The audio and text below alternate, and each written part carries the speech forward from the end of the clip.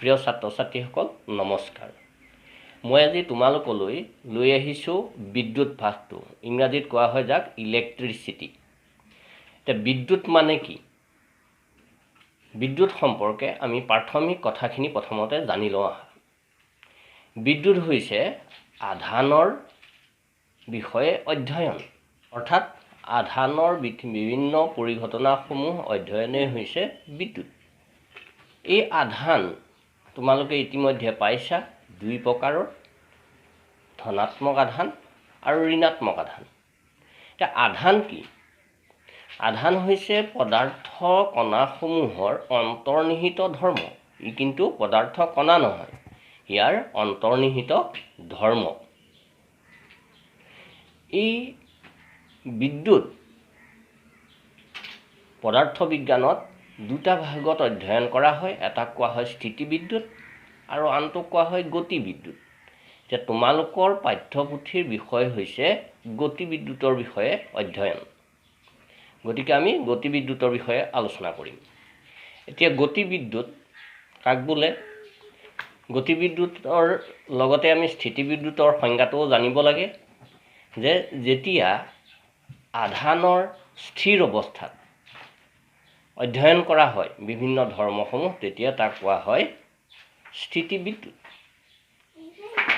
আৰু আধানে গতি কৰাৰ বিষয়ে বা গতি কৰাৰ বিভিন্ন পৰিঘটনাসমূহৰ বিষয়ে যেতিয়া অধ্যয়ন কৰা হয় তাক কোৱা হয় গতি বিদ্যুৎ। গতিকে আধানে যেতিয়া গতি কৰে তাকেই আমি গতি বিদ্যুৎ বুলি কওঁ। গতিকে বিদ্যুৎ প্ৰবাহ কাক বোলে? বিদ্যুৎ প্ৰবাহ, প্ৰবাহ মানে আমি জানো যেনেকৈ পানী গতি কৰিলে আমি পানীৰ প্ৰবাহ বুলি কওঁ, একেধৰণে বিদ্যুৎ প্ৰবাহ হৈছে কি? আধানে গতি কৰিলে বিদ্যুৎ প্ৰবাহ হয়। আধানৰ প্ৰবাহৰ হাৰক বিদ্যুৎ প্ৰবাহ বোলে। বিদ্যুৎ প্ৰবাহ বোলে। আধানক কিউৰে বুজোৱা হয়। আমি আধানক কিউৰে বুজোৱা হয় আৰু ইয়াৰ একক হ'ল কুলম্ব। এইটো মনত ৰাখিবা, এককটো চিৰে বুজোৱা হয় কুলম্বটো। পৰিবাহী এডালৰ মাজেদি টি সময়ত যদি কিউ কুলম্ব আধান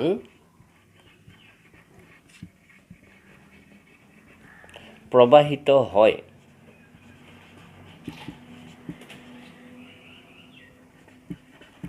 তেন্তে বিদ্যুৎ প্ৰবাহ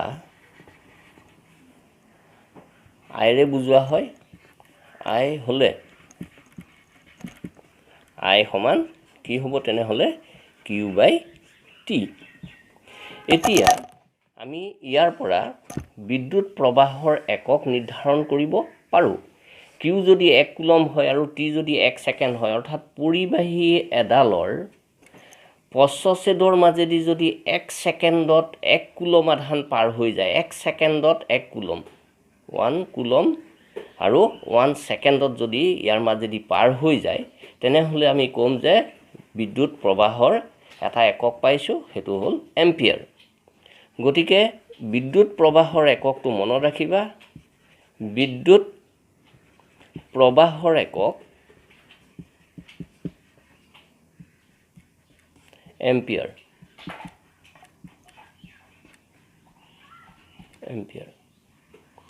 এই এককটো মনত ৰাখিবা। গতিকে 1 এম্পিয়াৰ বিদ্যুৎ প্ৰবাহ মানে কি? 1 এম্পিয়াৰ বিদ্যুৎ প্ৰবাহ, 1 এম্পিয়াৰ প্ৰবাহ যদি পৰিবাহী এডালৰ বা এটা বৰ্তনীত পৰিবাহী এডালৰ লম্ব ছেদৰ মাজেদি 1 ছেকেণ্ডত 1 কুলম্ব আধান প্ৰবাহিত হয়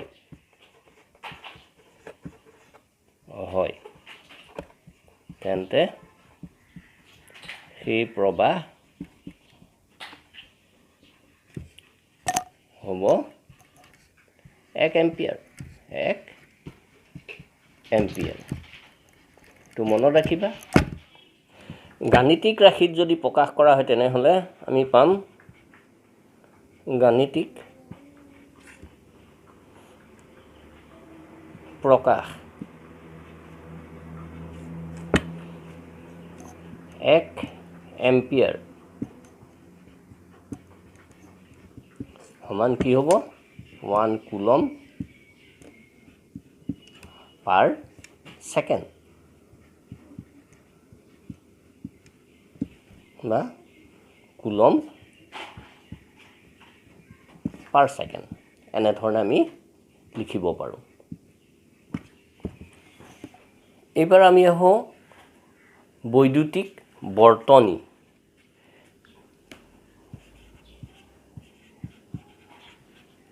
বৈদ্যুতিক বৰ্তনী কি? বৰ্তনী হৈছে বিদ্যুৎ প্ৰবাহৰ নিৰবিচ্ছিন্ন আৰু বন্ধ পথক বৈদ্যুতিক বৰ্তনী বুলি কোৱা হয়। কি কৈছোঁ? বিদ্যুৎ প্ৰবাহৰ নিৰবিচ্ছিন্ন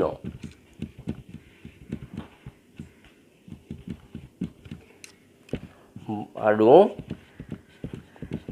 বন্ধ পথক বৰ্তনী বোলে। এইটো মনত ৰাখিবা বৈদ্যুতিক বৰ্তনী। সৰল বৈদ্যুতিক বৰ্তনী এটাত সাধাৰণতে কি থাকে তাৰ কাৰণে ইতিমধ্যে তোমালোকে কিছুমান বৈদ্যুতিক সঁজুলিৰ কথা পাইছা। মই ইয়াত চিত্ৰত আঁকি দেখুৱাইছোঁ এটা সৰল বৈদ্যুতিক বৰ্তনী।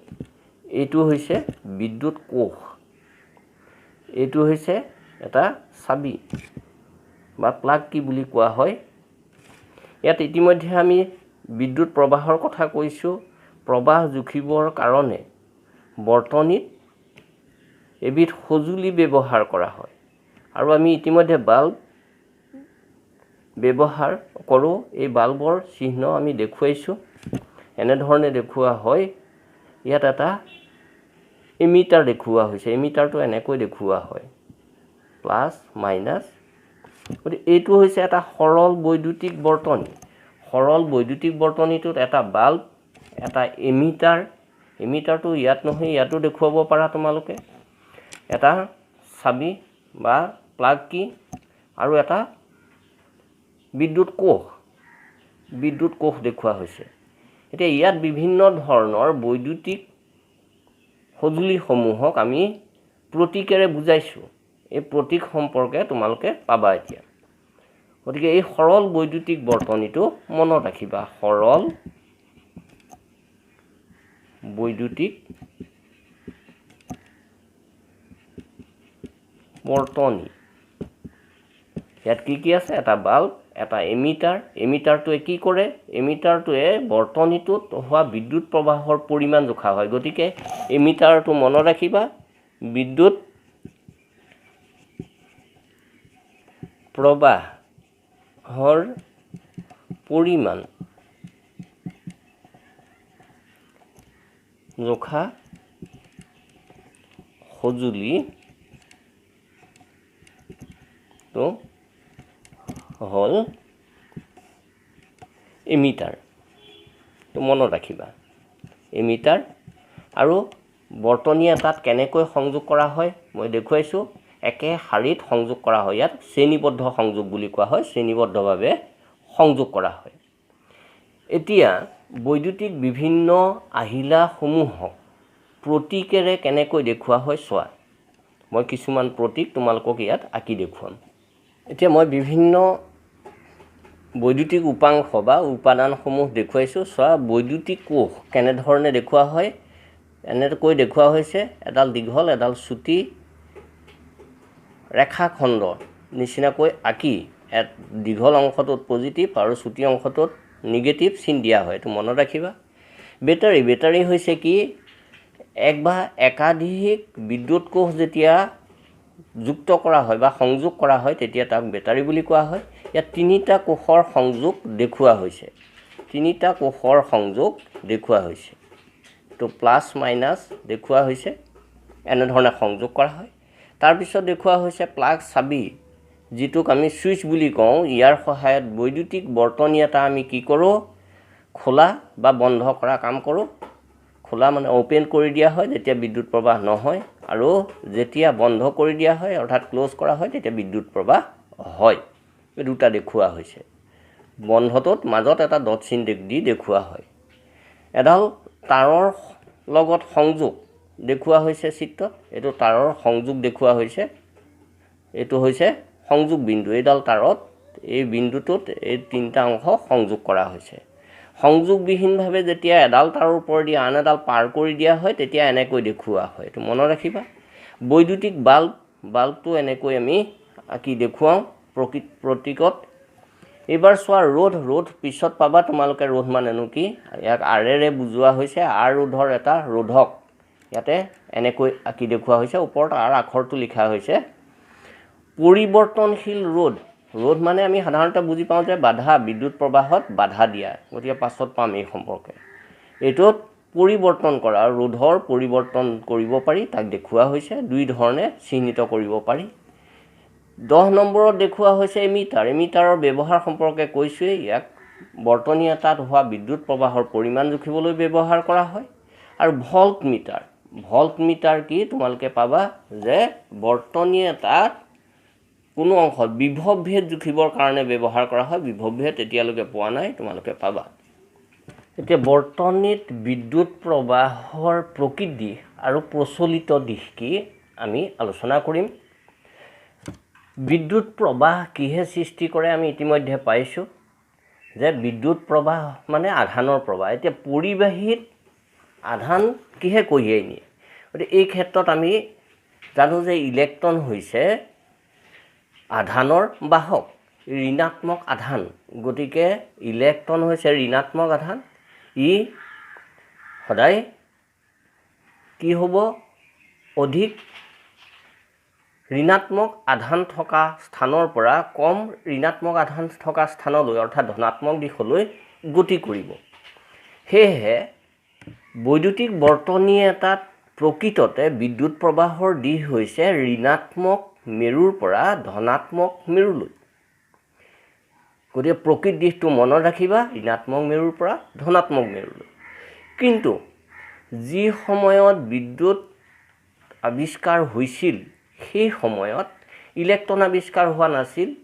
প্ৰটনৰ গতিৰ কাৰণে বিদ্যুৎ প্ৰবাহ হয় বুলি ধাৰণা কৰা হৈছিল। সেইবাবে ধনাত্মক মেৰুৰ পৰা ঋণাত্মক মেৰুৰ দিশত বিদ্যুৎ প্ৰবাহৰ দিশ চিত্ৰত দেখুওৱাৰ ধৰণে চিহ্নিত কৰা হয়। আৰু প্ৰচলিত দিশ হৈছে গতিকে কি, ধনাত্মক মেৰুৰ পৰা ঋণাত্মক মেৰুলৈ। অকল পৰিবাহীতে যে বিদ্যুৎ প্ৰবাহ হয় এনে নহয়। আমি জানো জলীয় দ্ৰৱটো আয়ন থাকে। আয়নো হৈছে বিদ্যুৎ প্ৰবাহৰ বাহক। সদায় ঋণাত্মক আয়ন কলৈ প্ৰবাহিত হয়, ধনাত্মক দ্বাৰলৈ, আৰু ধনাত্মক আয়ন ঋণাত্মক দ্বাৰলৈ প্ৰবাহিত হয়। গতিকে ঋণাত্মক আধানৰ প্ৰবাহৰ দিশকহে বিদ্যুৎ প্ৰবাহৰ প্ৰকৃত দিশ বুলি আমি জানো। কিন্তু প্ৰচলিত দিশ হ'ব ধনাত্মকৰ পৰা ঋণাত্মকলৈ। এইটো মনত ৰাখিবা। গতিকে মই ইয়াত লিখিছোঁ বৰ্তনীত বিদ্যুৎ প্ৰবাহৰ প্ৰকৃত দিশ আৰু প্ৰচলিত দিশ। লগতে চিত্ৰত মই প্ৰচলিত দিশটো দেখুৱাইছোঁ, কিন্তু প্ৰকৃত দিশটো হৈছে ইয়াৰ বিপৰীত। মনত ৰাখিবা। এতিয়া চোৱা পৰিবাহী এডাল এনেই যদি থৈ দিয়া হয় ইয়াত বিদ্যুৎ প্ৰবাহ হ'ব জানো?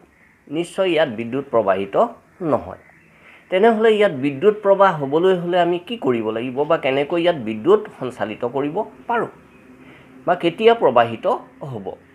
গতিকে এই পৰিবাহীডালৰ দুই মূৰৰ মাজত যদি আধানৰ পাৰ্থক্য থাকে তেতিয়াহে আধান ইয়াৰ মাজেদি প্ৰবাহিত হ'ব। এতিয়া আধানৰ পাৰ্থক্য থাকিলে তেতিয়া আমি ক'ব পাৰোঁ যে দুইটা মূৰত কি আছে? দুইটা মূৰত শক্তিৰ পাৰ্থক্য আছে। গতিকে বিদ্যুৎ প্ৰবাহ হ'বলৈ হ'লে পৰিবাহী এডালৰ দুই মূৰৰ মাজত বৈদ্যুতিক চাপৰ পাৰ্থক্য থাকিব লাগিব আৰু এই বৈদ্যুতিক চাপৰ পাৰ্থক্যকে কোৱা হয় বিভৱ ভেদ। গতিকে বিভৱ ভেদ বুলিলে আমি কি বুজিম? যে বৈদ্যুতিক বৰ্তনী এটাত বা পৰিবাহী এডালৰ দুটা বিন্দুৰ মাজত যদি বৈদ্যুতিক চাপৰ পাৰ্থক্য থাকে তেনেহ'লে বিন্দু দুটাৰ মাজত আমি বিভৱ ভেদ থকা বুলি ক'ম আৰু তেতিয়াই বিদ্যুৎ প্ৰবাহিত হ'ব। আৰু এনেধৰণৰ বিভৱ ভেদ কিহেৰে সৃষ্টি কৰা হয়? আমি বৰ্তনীত যে এটা বিদ্যুৎ কোষ সংযোগ কৰিছিলোঁ, এই কোষটোৰ কাম কি? এই কোষটোৱে কি কৰে? বৰ্তনীটোত বিভৱ ভেদ বৰ্তাই ৰাখে। অৰ্থাৎ ইয়াৰ যিকোনো দুটা বিন্দুৰ মাজত বিভৱ ভেদ থকাৰ কাৰণেহে ইয়াৰ মাজেদি বিদ্যুৎ প্ৰবাহিত হয়। মই বৰ্তনীটোত আঁকি তোমালোকক দেখুৱাইছিলোঁ। ইয়াত এটা বাল্ব মই চিহ্নিত কৰিছিলোঁ আৰু লগতে এমিটাৰটো দেখুৱাইছিলোঁ। এই সম্পূৰ্ণ বৰ্তনী বিদ্যুৎ প্ৰবাহৰ মূল উৎসটো হ'ল ই। গতিকে বিদ্যুৎ কোষে কি কৰে? বৰ্তনী এটাত বিভৱ ভেদৰ সৃষ্টি কৰি বিদ্যুৎ প্ৰবাহ বৰ্তাই ৰাখে। এইটো কথা মনত ৰাখিবা। এতিয়া দুটা বিন্দুৰ মাজৰ বিভৱ ভেদ, দুটা বিন্দুৰ মাজৰ বিভৱ ভেদ বুলিলে আমি কি বুজোঁ? গতিকে দুটা বিন্দুৰ এটা বিন্দুৰ পৰা আনটো বিন্দুলৈ 1 কুলম আধান, কুলমটো হৈছে কিহৰ একক? আধানৰ একক। 1 কুলম আধান চালিত কৰোঁতে কৰিব লগা কাৰ্যকে কি বুলি কোৱা হয়? বিন্দু দুটাৰ মাজৰ বিভৱ ভেদ। গতিকে আমি কি ক'ম? দুটা বিন্দুৰ এটাৰ পৰা আনটোলৈ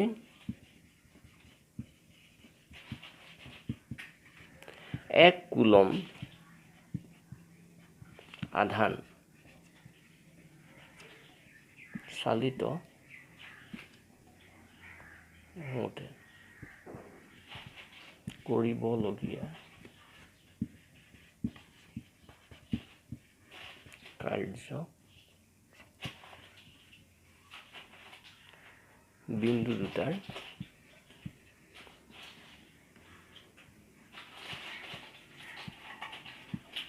মাজৰ বিভৱ ভেদ বোলে। গতিকে দুটা বিন্দু এ আৰু বি, এই বিন্দু দুটাৰ ইয়াৰ পৰা যদি ইয়ালৈ কিউ কুলম আধান সঞ্চালিত হয় আৰু তাৰ ফলত যদি ডব্লিউ পৰিমাণৰ কাৰ্য হয় তেনেহ'লে আমি কি ক'ম? যে ইয়াত হোৱা বিভৱ ভেদ যদি এই বিন্দুৰ পৰা বি বিন্দুলৈ কিউ কুলম আধান চালিত কৰোঁতে হোৱা কাৰ্য ডব্লিউ হয় তেন্তে বিন্দু দুটাৰ মাজৰ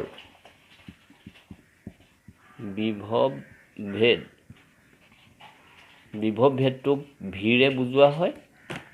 V is equal W by Q. এইটো মনত ৰাখিবা। এতিয়া ইয়াৰ এককটো আমি ইয়াৰ পৰা নিৰ্ণয় কৰিব পাৰোঁ। গতিকে বিভৱ ভেদৰ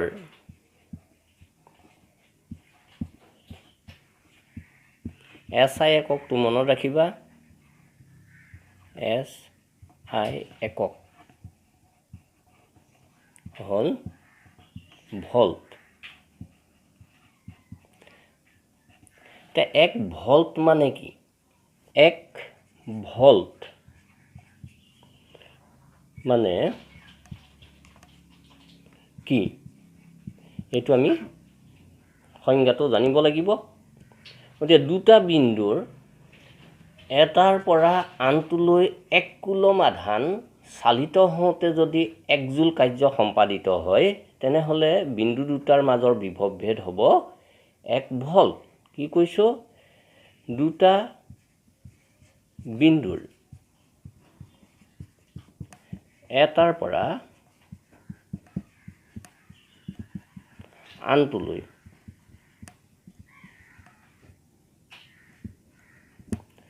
1 কুলম আধান চালিত হওঁতে 1 জুল কাৰ্য সম্পাদিত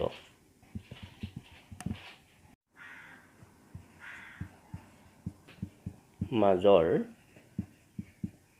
বিভৱ ভেদ হ'ব 1 ভল্ট। গতিকে এই সংজ্ঞাটো মনত ৰাখিবা। গতিকে আমি গাণিতিকভাৱে V ইকুৱেল পাইছোঁ W/Q। গতিকে 1 ভল্ট, ভল্টটো ভিৰে বুজোৱা হয়, ইকুৱেল 1 জুল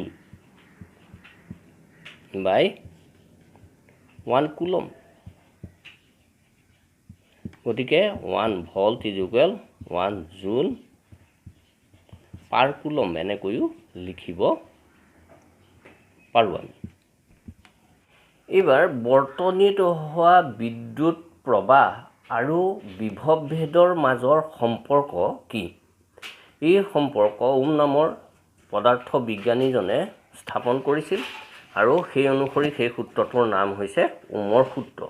ওমৰ সূত্ৰটোত কি কৈছে? পৰিবাহী এডালত হোৱা বিদ্যুৎ প্ৰবাহ আৰু বিভৱৰ মাজত সম্পৰ্ক যে উষ্ণতা যদি পৰিবাহী এডালত স্থিৰ থাকে বা বৰ্তনী এটাত স্থিৰ থাকে তেনেহ'লে পৰিবাহীডালৰ মাজেদি হোৱা বিদ্যুৎ প্ৰবাহ দুই মূৰৰ বিভৱ ভেদৰ সমানুপাতিক বা দুই মূৰৰ বিভৱ ভেদ বিদ্যুৎ প্ৰবাহৰ সমানুপাতিক। গতিকে আমি কি ক'ম? উষ্ণতা স্থিৰ থকা অৱস্থাত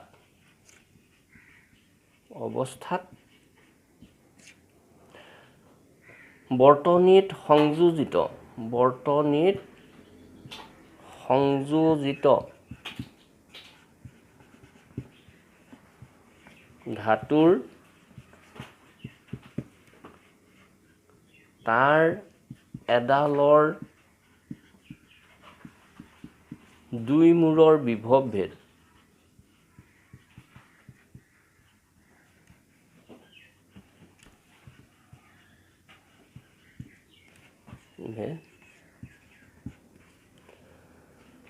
ভি তাঁৰডালৰ মাজেৰে যোৱা প্ৰবাহক আইৰে বুজোৱা হয় সমানুপাতিক।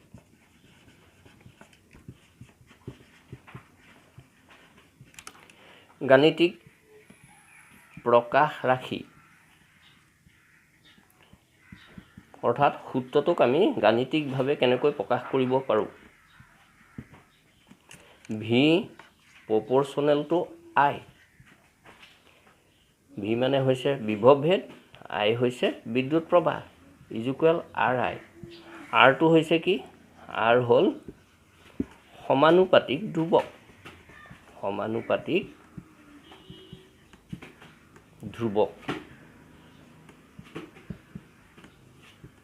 যাক বৰ্তনীৰ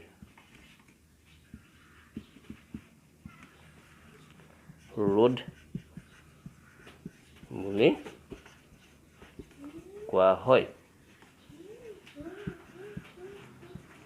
গতিকে এই ৰোধ হৈছে বৰ্তনীত ব্যৱহাৰ কৰা বিভিন্ন পৰিবাহী বা বিভিন্ন সঁজুলিসমূহৰ পদাৰ্থৰ ধৰ্ম, যাৰ কাৰণে ই বিদ্যুৎ প্ৰবাহত বাধাৰ সৃষ্টি কৰে, সেইকাৰণে ইয়াক ৰোধ বুলি কোৱা হৈছে।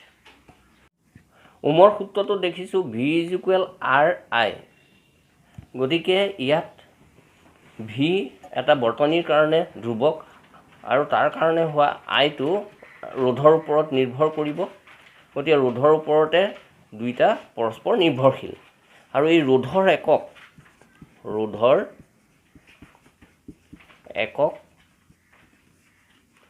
হ'ল ওম।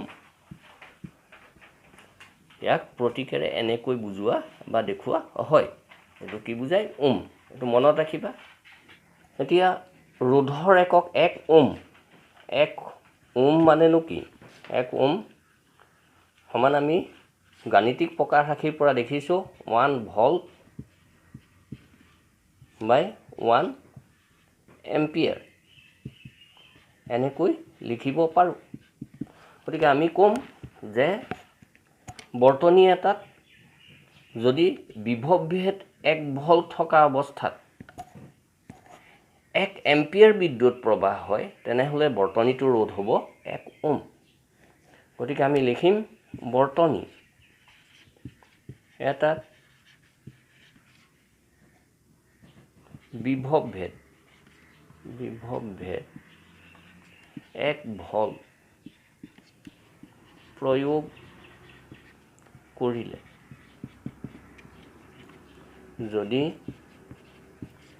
1 এম্পিয়াৰ বিদ্যুৎ প্ৰবাহ হয়, তেন্তে বৰ্তনীটোৰ ৰোধ 1 ওম। গতিকে এই সংজ্ঞাটো মনত ৰাখিবা।